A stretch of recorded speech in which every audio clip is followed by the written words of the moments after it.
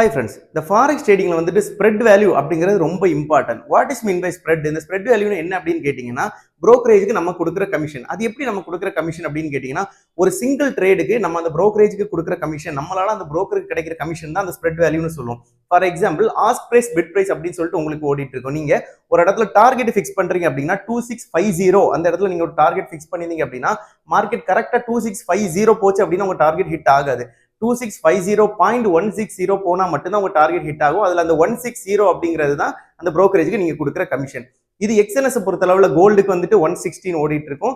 ஆக்டாஃபெக்ஸ் பொறுத்த அளவுல அங்க 116 இருந்துச்சுன்னா இங்க 260 ஆர் 300 இருக்கும். ஸோ இது ரெண்டுக்குமே இந்த மாதிரி டிஃபரெண்ட் இருக்கு. ஸோ நீங்க அன்னோன் புரோக்கர்ஸா சூஸ் பண்றப்ப $1 $2 வரைக்கும் ஸ்ப்ரெட் வேல்யூ வைக்கிற புரோக்கர்ஸ் நிறைய இருக்காங்க. ஃபார் எக்ஸாம்பிள், நீங்க 2650 ஒரு டார்கெட் வச்சீங்க அப்படின்னா 2651 போனாதான் உங்க டார்கெட் ஹிட் ஆகும். அந்த மாதிரி ஸ்ப்ரெட் வேல்யூ அதிகமா இருக்கிற புரோக்கரேஜ்ல நிறைய இருக்கு.